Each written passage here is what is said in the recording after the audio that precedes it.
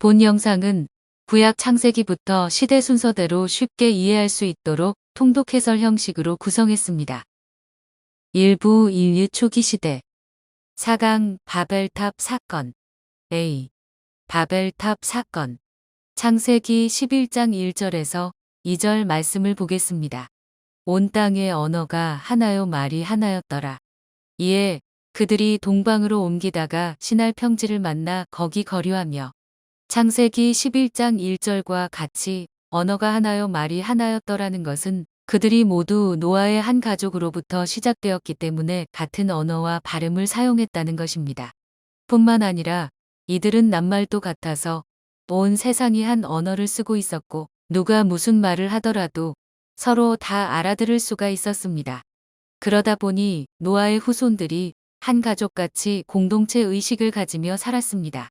대홍수 이후 살아남은 노아의 후손들은 점차 번성하여 동방으로 이동했고 신할 평지를 만나 중동 지역에 정착했습니다.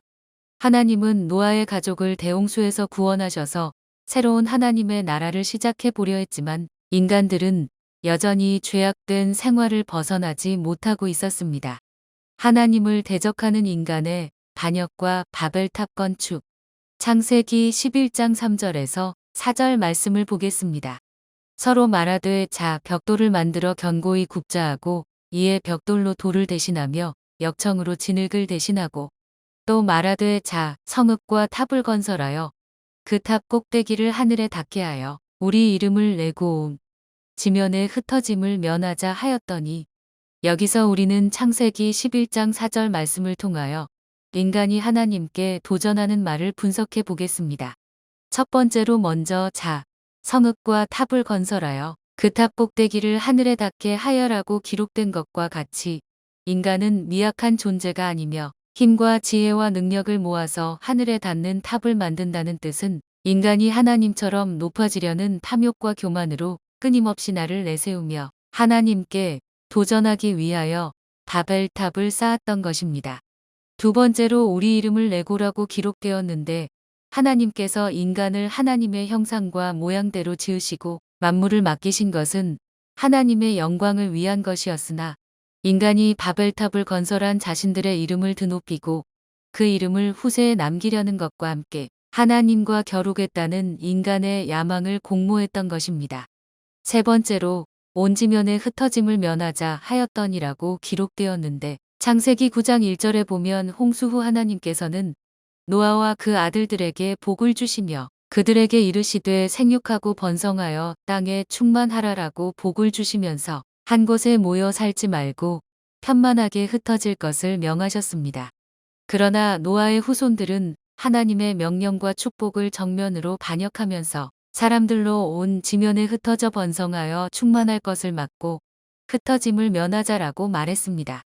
이것은 이들이 사람들을 한 곳에 모아 단결하게 만들어 스스로의 힘으로 위대한 도시와 탑을 올려 통치하려는 것이었습니다. 즉, 이 말은 인간들이 도시와 탑을 건축했다는 그 사실 자체가 악하다는 것이 아니라 하늘에 닿는 탑을 쌓는 인간들의 동기가 하나님을 대적하는 교만으로부터 출발했기 때문입니다. 인간은 벽돌과 역청으로 만들어진 최고의 기술과 문화로 하늘에 닿는 바벨탑을 쌓음으로 마귀의 유혹에 빠졌으며 오로지 인간만의 위대함으로 하나님을 넘어서려 했습니다. 노아의 후손들은 하나님을 의지하지 않고 인간들의 이름을 내어 칭송받고 싶은 교만이 생겼습니다. 그래서 이들은 하늘까지 닿는 바벨이라는 이름의 높은 탑을 쌓아 자기들의 세속적인 공동체와 이름을 세우려 했습니다. 이처럼 어느 시대를 막론하고 사람은 본능적으로 하나님을 대적하고 자신들의 힘으로 스스로를 높이는 세상을 만들고자 합니다. 이것은 인간이 하나님처럼 스스로 높아지고자 하는 교만에서 시작된 생각이었습니다. 바벨탑을 쌓게 된 원인은 한 족속이고 언어가 하나이기 때문. 창세기 11장 5절에서 9절 말씀을 보겠습니다. 여호와께서 사람들이 건설하는 그 성읍과 탑을 보려고 내려오셨더라. 여호와께서 이르시되 이 무리가 한 족속이요 언어도 하나이므로 이같이 시작하였으니 이후로는 그 하고자 하는 일을 막을 수 없으리로다. 자, 우리가 내려가서 거기서 그들의 언어를 혼잡하게 하여 그들이 서로 알아듣지 못하게 하자 하시고 여호와께서 거기서 그들을 온 지면에 흩으셨으므로 그들이 그 도시를 건설하기를 그쳤더라. 그러므로 그 이름을 바벨이라 하니 이는 여호와께서 거기서 온 땅의 언어를 혼잡하게 하셨음이니라. 여호와께서 거기서 그들을 온 지면에 흩으셨더라. 인간의 반역을 지켜보시던 하나님께서는 인간의 생각대로 진행되는 악한 일을 더 이상 그대로 두어서는 안 되겠다고 판단하셨습니다.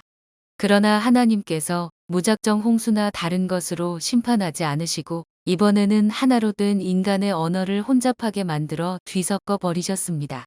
그래서 인간들이 서로가 언어가 통하지 않게 되자 서로의 말을 알아들을 수 없었으며 사람들은 더 이상 하나로 된 언어로 말하지 못하고 각각 서로 다른 말을 해야 했습니다. 그래서 인간들이 추구했던 바벨탑을 쌓는 일은 더 이상 진행되지 못하게 되었고 중단되었습니다. 그렇게 서로 헤어지기를 두려워했던 노아의 후손들은 교만한 마음으로 하나님께 도전했습니다. 그러나 하나님으로부터 자신들의 언어가 바뀜으로써 이들은 서로 말이 통하는 사람끼리 모여 전 세계 각처로 흩어져 살게 되었습니다. 하나님께서 온 세상의 사람들을 온 땅에 흩으신 그 도시의 이름을 바벨이라고 불렀으며 노아의 후손들이 만든 이 탑은 바벨탑이라는 이름을 갖게 되었습니다. 노아의 후손들이 바벨탑을 쌓았던 곳은 티그리스 강과 유프라테스 강이 옆에 흐르는 바벨론이며 지금의 이라크 지역입니다. 노아의 후손 중에 여자의 후손의 씨를 이을 셈의 족보. 창세기 11장 10절에서 26절 말씀을 보겠습니다. 셈의 족보는 이러하니라. 셈은 100세 곧 홍수 후 2년에 아르박삿을 낳았고 나홀을 낳은 후에 200년을 지내며 자녀를 낳았으며 나홀은 29세에 데라를 낳았고 데라를 낳은 후에 119년을 지내며 자녀를 낳았으며 데라는 70세에 아브람과 나홀과 하란을 낳았더라. 위의 셈의 족보를 보면 노아의 홍수를 심판하기 전 하나님이 노아에게 사람들의 죄악으로 말미암아 인간들의 수명이 120년이 되리라는 말씀대로 우리는 홍수 이후에 태어난 사람들의 수명이 점점 더 줄어드는 것을 알 수 있습니다. 예수 그리스도는 아브람의 후손을 통해 모든 인간을 죄에서 구원해 줄 여자의 후손으로 오셨습니다. 이처럼 셈의 족보가 기록된 이유는 인간의 족보를 통해 오신 예수 그리스도의 근원적인 자료를 증거하기 위함입니다. 아브람의 아버지 데라 족보. 창세기 11장 27절에서 32절 말씀을 보겠습니다. 데라의 족보는 이러하니라. 데라는 아브람과 나홀과 하란을 낳고 하란은 롯을 낳았으며 하란은 그 아비 데라보다 먼저 고향 갈대아인의 우르에서 죽었더라. 아브람과 나홀이 장가들었으니 아브람의 아내의 이름은 사레며 나홀의 아내의 이름은 밀가니 하란의 딸이요 하란은 밀가의 아버지이며 또 이스가의 아버지더라. 창세기 11장 27절에 보면 데라는 아브람과 나홀과 하란이라는 세 아들을 낳았습니다.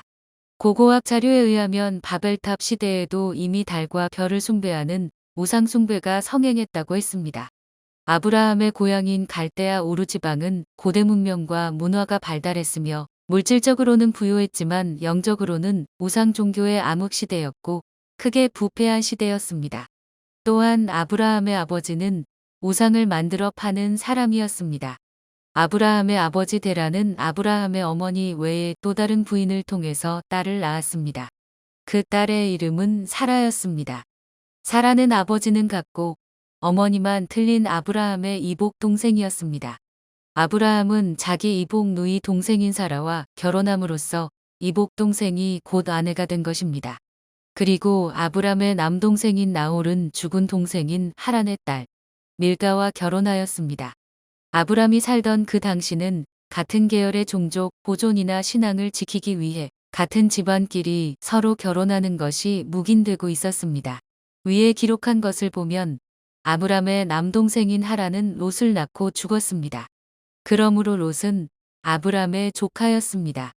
드디어 아브람의 아버지 데라는 손자 롯과 아들 아브람, 딸이자 며느리인 사레, 온 가족과 가산을 거느리고 가나안으로 가기 위해 갈대아 우르를 떠났습니다.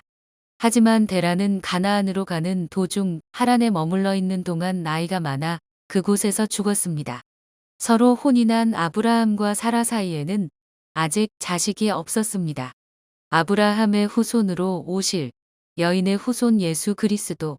하나님께서는 특별한 은혜로 사탄의 종이 된 세상 사람들을 구원하실 계획을 세우십니다. 데라를 통해 여자의 후손을 이을 수 있도록 선택하시고 하나님의 계획에 따라 믿음의 조상으로 아브람을 낳게 하셨습니다.